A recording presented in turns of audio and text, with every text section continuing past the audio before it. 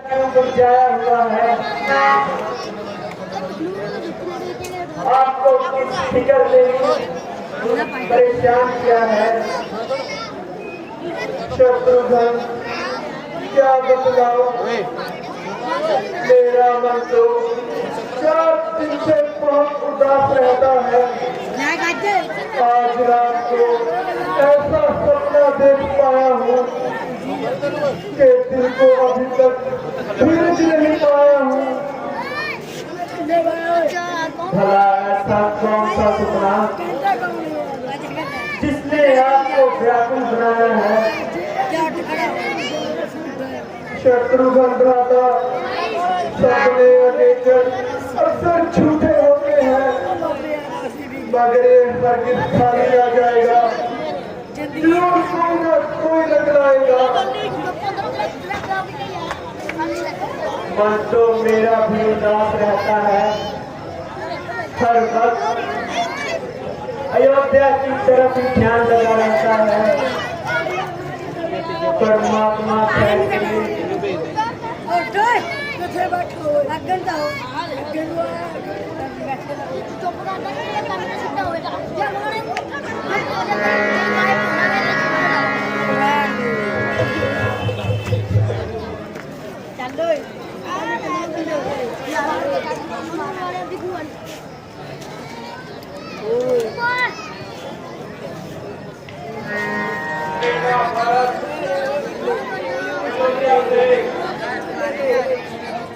जीरा दाल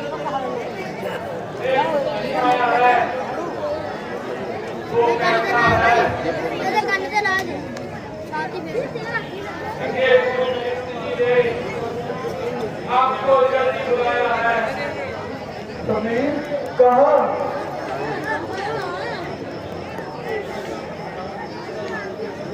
महाराज, आपका दास चरणों में सर झुकाता है।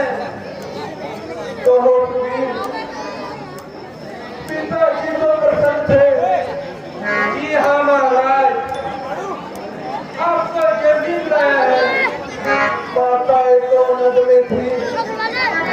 हाँ महाराज, आपको जल्दी बुलाया है। भाई रामचंद्र और लक्ष्मण जी तो प्रसन्न थे। जी हाँ महाराज, आपको जल्दी बुलाया है। लाला जी, अब हमें शादी की आज्ञा बताएं। बेटा, अगर ये बुलाई बुलाई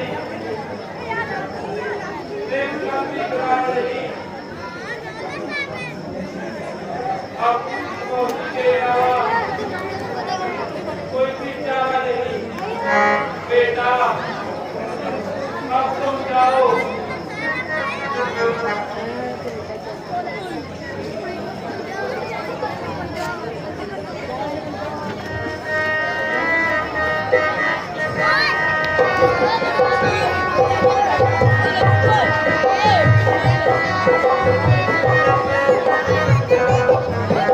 अयोध्यापुरी का क्या फसिल हो रहा है? क्या बड़ा क्या छोटा हो रहा है। जिधर नजर जाती है नजर पड़ती है। भ्राता जी, मुझे भी सख्त हैरानी है। ना जाने किसके बातों की निशानी है। सूर्य बची झंडा लहराता नजर न आता है। देखो द्वारपाल भी सर झुकाए आंसू बहा रहा है। क्यों भाई, कैसी उदासी छा रही है? आपकी अदम मौजूदगी में नए नए रंग दिखा रही है। आखिर कोई बातें भी बतलाओ, किसके दम में आंसू आ रही है? आप ना ही मेरे हाल जाते और न ही अयोध्या को विराम पाते। आप महलों में तशरीफ ले जाए और सही शौक सुन पाए। चलो शत्रुघ्न, हम आपके के पास चलते हैं। चलो दादा जी।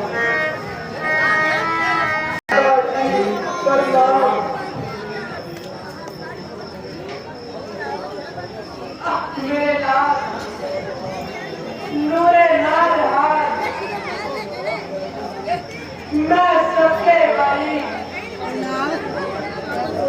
मेरे घर की रौनक,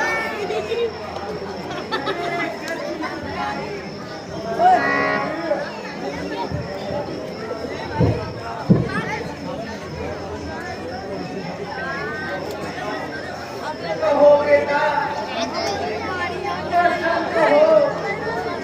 माता जी बहुत ही प्रसन्न है। कहो दादाजी और मामा जी कुशल से माता जी बहुत ही आनंद में थे। अच्छा मेरे लाल, अब आप बैठ जाइए और नए हाल का हाल सुनाइए।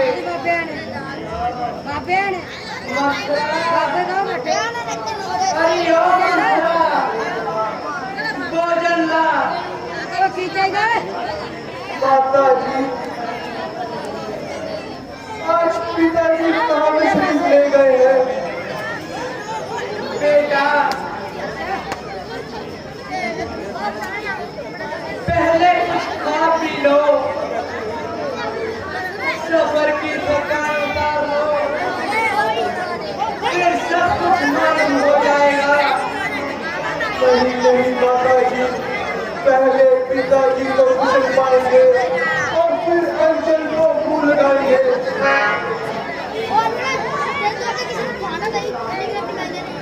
मेरी राह पे जा, दुनिया की ये पायदान है, तुझे अच्छी तरह मालूम है। जो इस प्रणाली में साथ ही जन्म पाता है वो बच्चे एक ना एक दिन मृत्यु लो।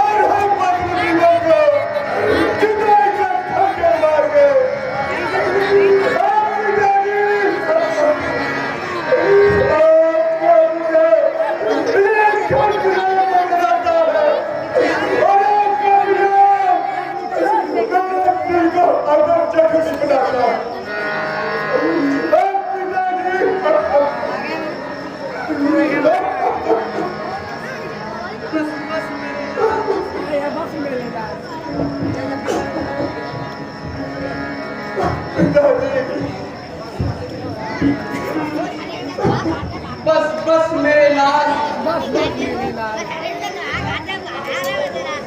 अब रोने धोने से क्या फायदा, जबकि ये काल समय जैसा है तो दिल दिलचस्प करने के लिए बेकार है।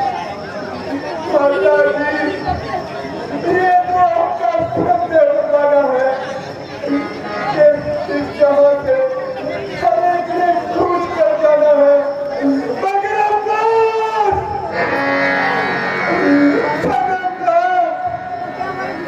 जो पिताजी का आखिरी वक्त मुझको नसीब न हुआ और ये अभागा फलक उसके करीब न हुआ। आपने भी उसकी बीमार की खबर मुझे तक ना पहुंचाई। जरा बतलाइए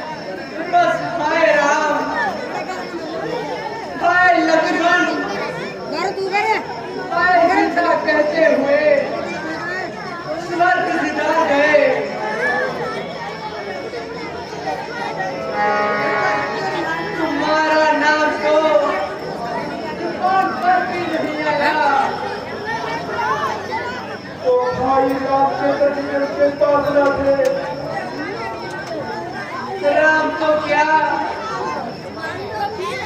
लक्ष्मण भी नहीं पाते, जो के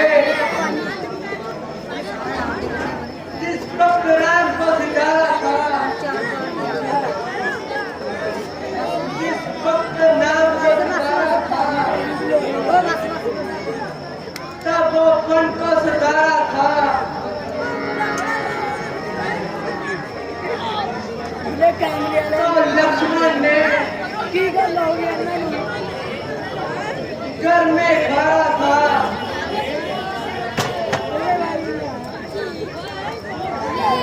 और सीता भी उनके हमरा हुई। उनके वियोग में महाराज ने प्राण त्याग किए। माता जी, जो बात आपके मुख से निकलती है वो कुछ ऊंची सी मालूम होती है। भला भाई रामचंद्र जी ने ऐसा कौन सा अपराध किया था, ऐसा कौन सा ब्रह्महत्या का श्राप अपने सिर पर दिया था कि जिनके वियोग में पिताजी ने प्राण त्याग किए। बेटा, राम तो परमात्मा थे। मैं तुम्हें असल बात सुनाती हूँ। तुम्हारा रंजो एक क्रम में बताती हूँ। बस माता जी, मुझे ज्यादा बातें न सुनाए और जल्दी असल बात सुनाए। बेटा, बात तो इतनी ही है कि महाराजा राम को राज तिलक देते थे और पहले दरबारी थी उनकी तख्त नशीली करता करते थे। मैंने महाराज को जो राज तिलक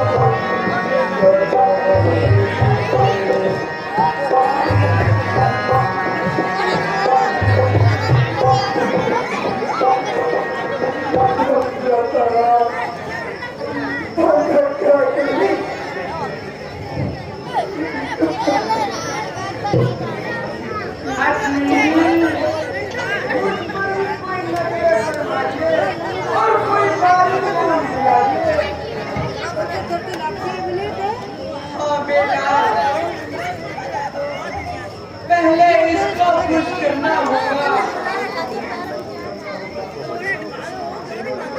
फिर राज सिंहासन पर कदम धरना होगा, क्योंकि ये सब इसी की ही मेहरबानी है जो तुझे मिली अब की राजधानी है। मैं तो कोई बात करने ना पाती थी, मगर इसने हर मौके पर आकर नसीबों को बरात बताया, एहसान जताया, तुझे राजा होने का हकदार बनाया। ओ मुख्तार नाहंजा, ये सब तूने ही इसका बीज बोया है।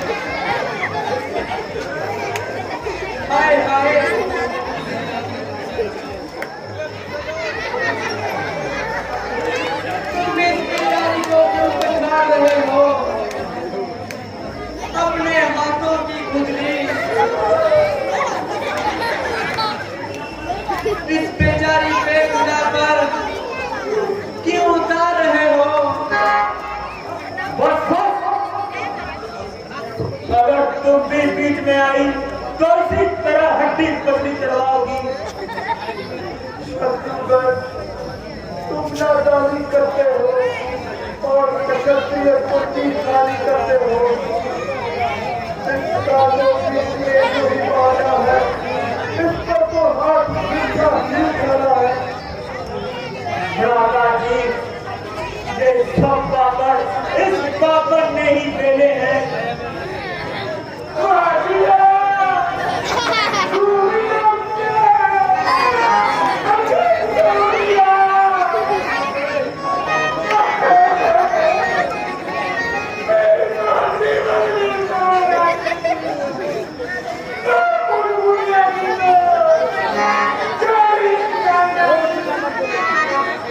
दादा, सही जा, वरना फिर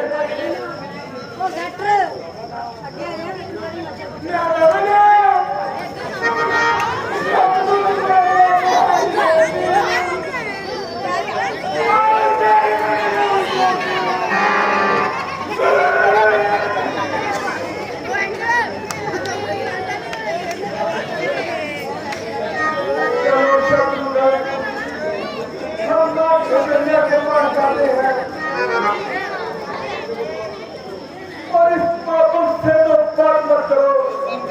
चलिए दादाजी।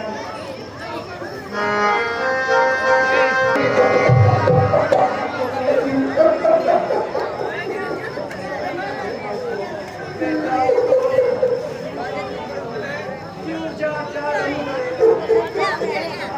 मेरे लाल, मेरी आंखों के तारे, मेरी जिंदगी के तारे, अब तो तुम्हारा पिता ही होना है। अब तो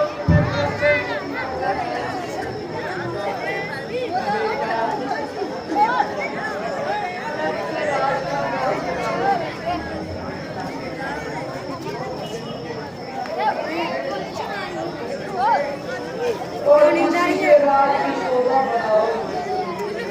मेरे दिल में किसी की जरूरत नहीं और रात काट की जरूरत नहीं। भाई का विचार है कि कतरिए ऊपर दिक्कत आया है और बेगुनाह दिलों में छिपाया है। बस अब आप मेरे हाथ पर रहम खाओ और मुझे राम के पास दिखाओ। दादाजी,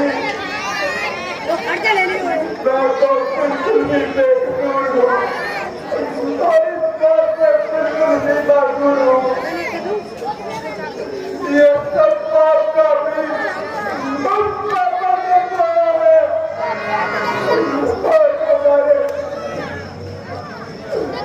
और हमारे कुल का कर्म धर्म को खोया है। ना वो दास हमारे घर में आती और ना ये फुलवारी उठने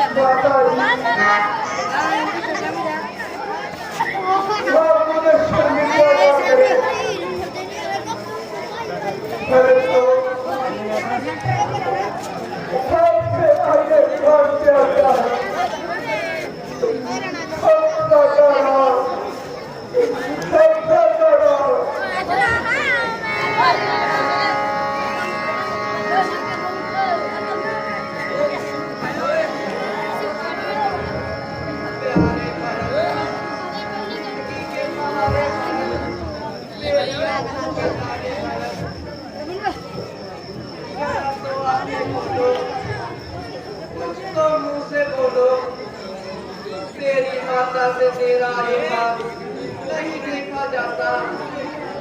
बेटा जरा तो दुआ दिखाओ।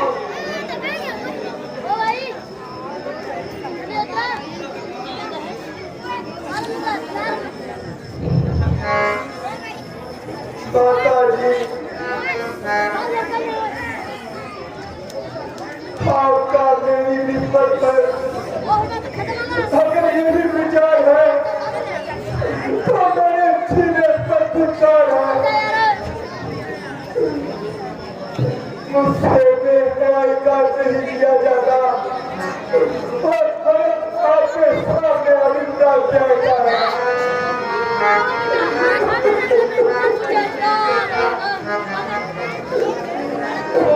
जी आ रहे हैं, अब तुमसे ही पूछते हैं।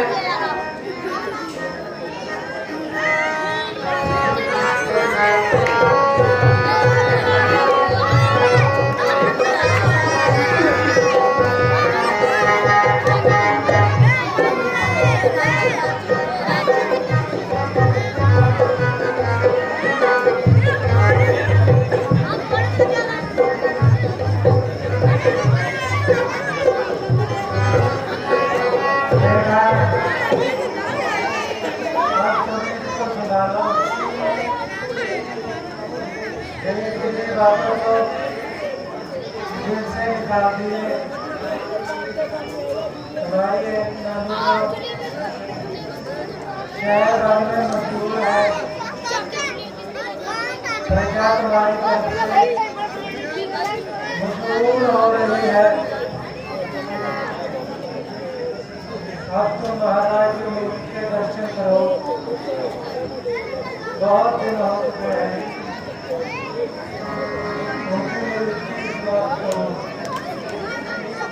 सत्य वचन महाराज,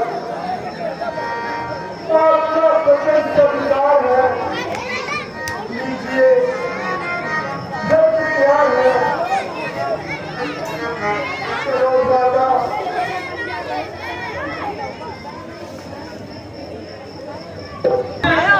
कैसा सुहावना पल है। हाँ प्रभु, इसे देखकर तो मेरा मन बहुत प्रसन्न है।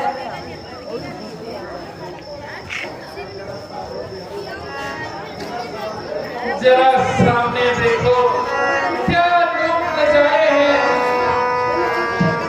हाँ स्वामी जी, जल जंतु पानी में कैसे खेल रहे हैं और अपनी महिमा का लोग गा रहे हैं। देखो, कई पानी में तैरते हैं और कई उछलकर बाहर आते हैं। महाराज, मैं तो यहाँ आकर ऐसी भूल गई कि अपनी सखियों को भी भूल गई। अगरचे भरत का राज शिकारी है, वो जंगल की बहार हमें शिकारी है। देखो लक्ष्मण हमारी कैसे सेवा करता है, कंदमूल लाकर हमारे सामने फलता है। प्यारी, अब दोनों का फल है, उसे दिलो जान से चाहे और उसके हृदय को प्रसन्न बनाए। हाँ महाराज, वो देखिए सामने लक्ष्मण जी आ रहे हैं।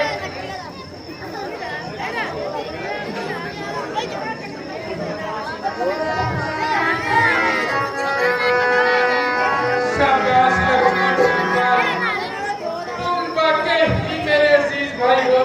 मुझे तुम्हारी सेवा बहुत भाई है।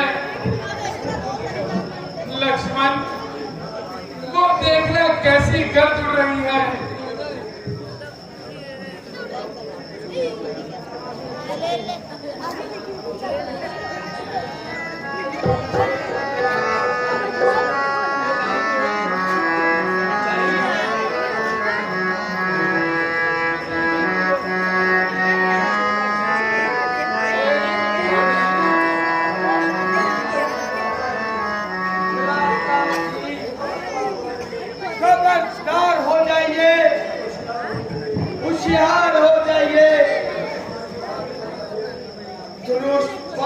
को हाथ में उठाइए और मुकाबले के लिए तैयार हो जाइए। क्यों क्यों? कोई कारण तो बतलाओ। भ्राता जी, सामने से सूर्यवंशी झंडा नजर आ रहा है और भरत जिलाने लक्षण लेकर हमारी तरफ बड़ा चला रहा है। आखिर नीच ने निचाई कर ही दिखाई।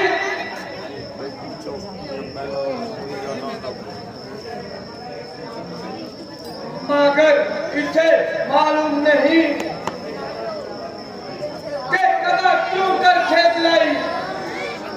लक्ष्मण, ये तुम्हारा बिरथा ही सरार है। भरत तो हमें प्राणों का प्राण है। वो यहाँ लड़ाई लड़ने नहीं आया, बल्कि उसका भक्ति और भाव उसे यहाँ खींच लाया है। भ्राता जी, आप भी अजीब किस्म की बातें बनाते हो और नए नए मत्तरे लगाते हो। वो हमारा नाम निशान मिटाना चाहता है। सीना सब्र होकर चले आ रहे हैं, मगर आप फिर भी भाई की रट लगा रहे हो। लक्ष्मण, धीरे धरो और ठाक ठाक क्रोध न करो। भरत पर बेवफाई की हरगिज़ उम्मीद की जा सकती नहीं। वो तो हमारे प्राणों का प्राण है। जरा देखो तो सही, वो कैसी जीप नजर से चला रहा है और अपना सर वहीं से झुका रहा है।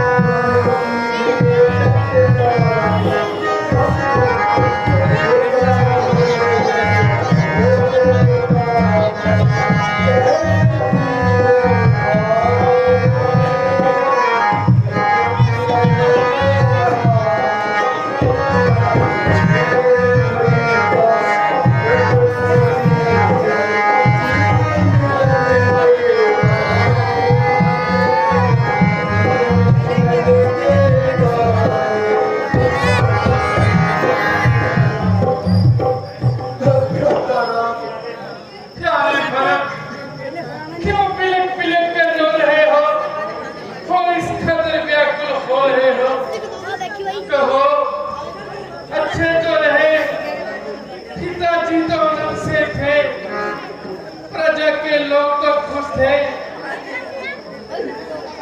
तुम इधर कैसे चले आए? पर किस लिए जंगल के कष्ट उठाए?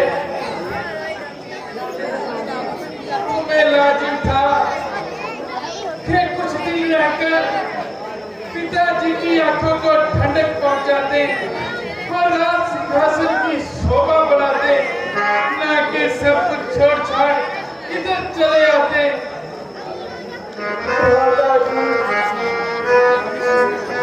आपके वियोग में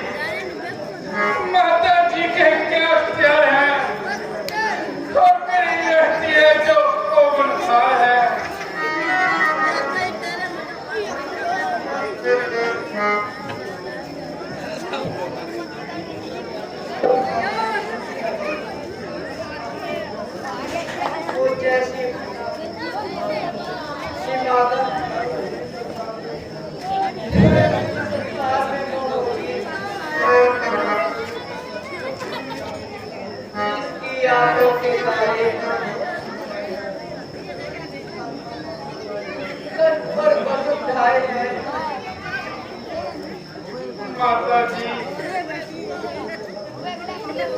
यूं तो मुझे हर तरह से संतोष है, प्रथम पिताजी का सरसदाना दिल को जख्मी बनाता है और मुझे खून के आंसू लाता है। बेटा,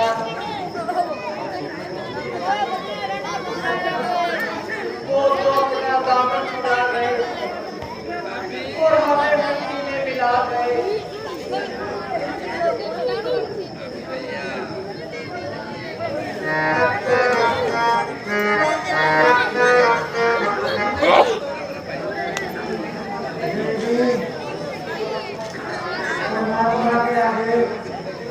किसी की नहीं जाती है,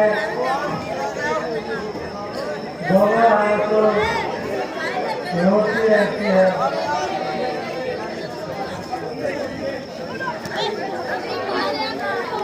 हम धीरे धीरे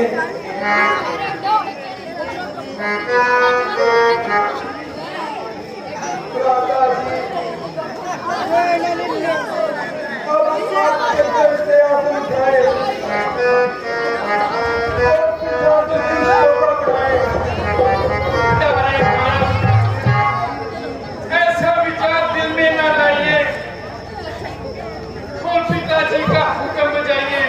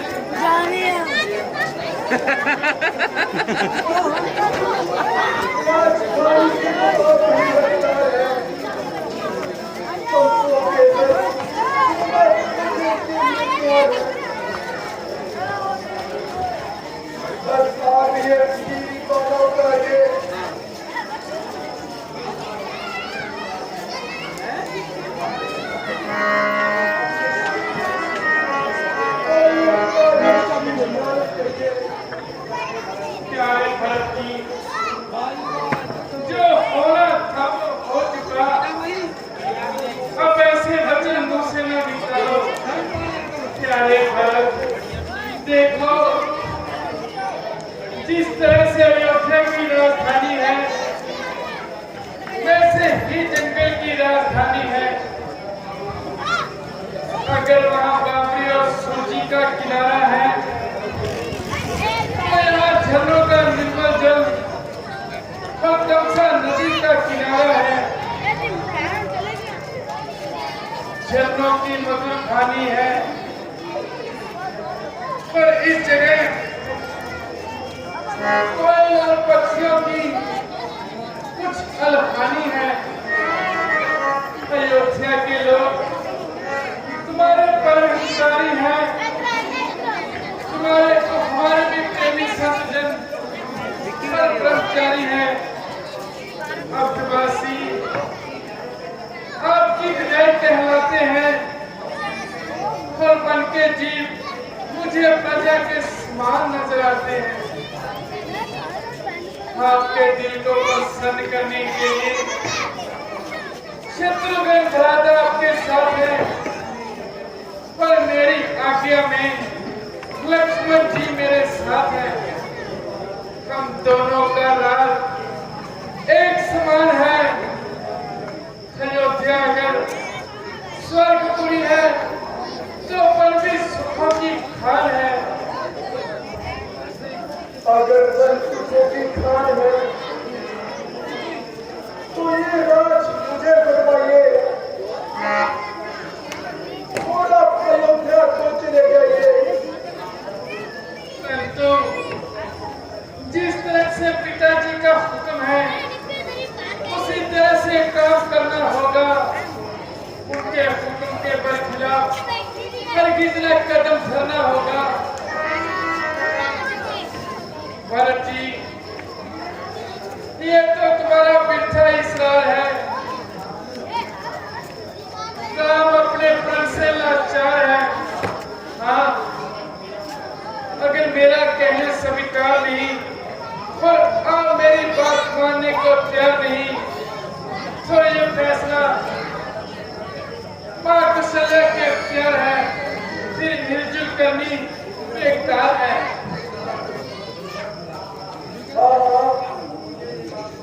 मुझे ये बात मंजूर है। माता जी का हुक्म मैं मानने को तैयार हूँ। बहुत अच्छा माता जी, आप ही धर्म पर नजर इंसानी फरमाएं, और जो मुनासिब हो सके वही बतलाएं। बेटा, मेरी तो इच्छा है कि तुम अपना अपना वन निभाओ और रघुवंश को सत्य वचन माता जी,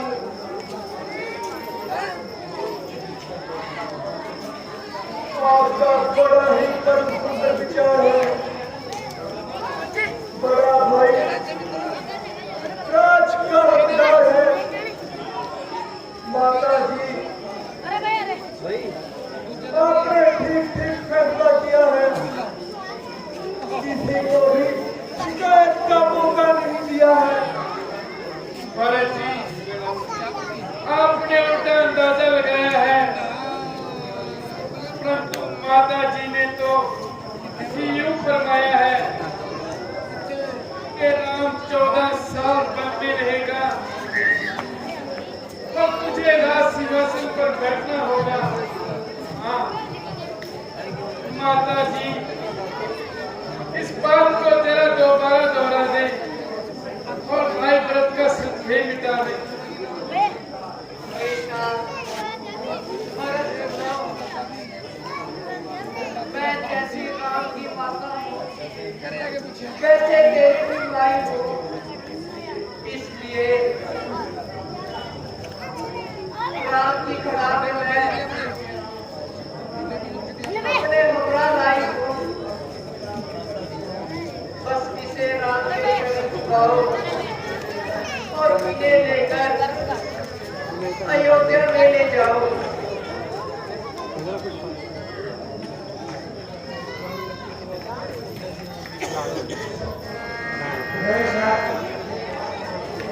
ये बात मालूम है कि राम को ही जंगलों में रहना होगा। बेटा भरत, तुम राम की घड़ा में लो, उनके चरण छुओ और अयोध्या में जाओ। जो आज्ञा